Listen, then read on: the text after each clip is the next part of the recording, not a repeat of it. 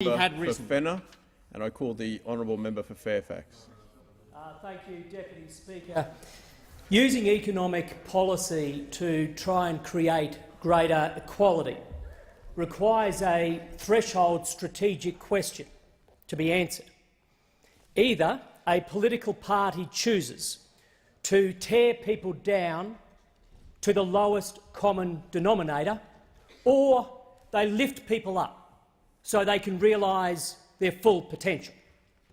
What we see in this parliament is the distinction between the Labor Party and the Coalition on that threshold question.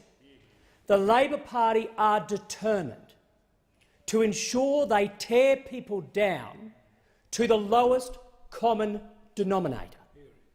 The Coalition, on the other hand, is determined to ensure that we provide people with the freedom to achieve their greatest potential. Now, this would be bad enough in any context, Mr. Speaker.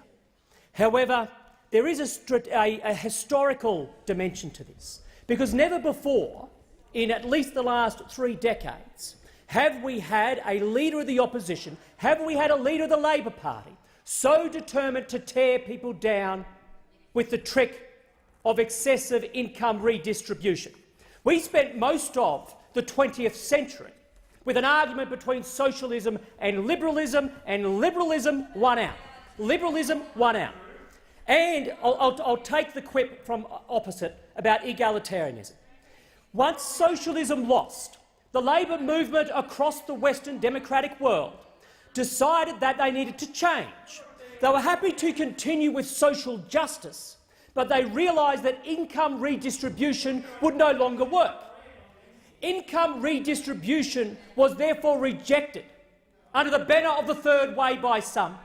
Certainly the President of the United States, Clinton, rejected it. Tony Blair rejected it. Indeed, in Australia, Hawke and Keating rejected income redistribution as being the main objective of economic policy.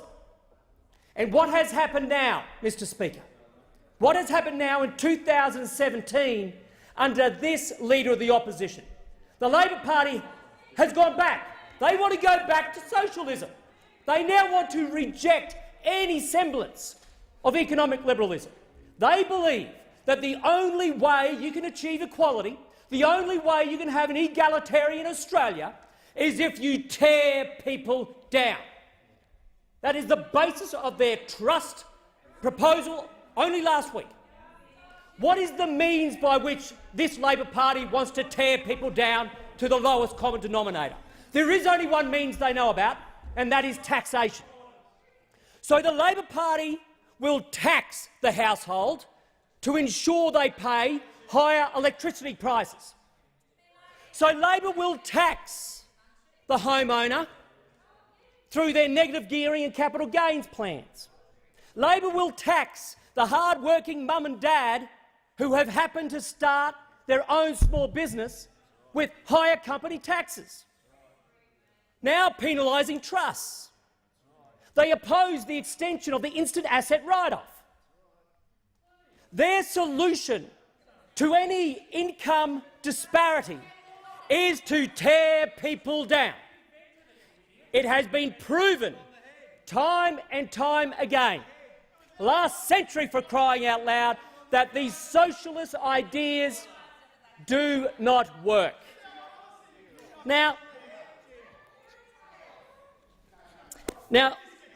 Deputy Speaker, the problem with this is not only are we talking about a Labor Party that wants to cut the pie, the economic pie, in different ways, but by in doing so it is shrinking that pie. We are an open, liberal, democratic, capitalist system, and as soon as you penalise those people who create jobs, everyone loses.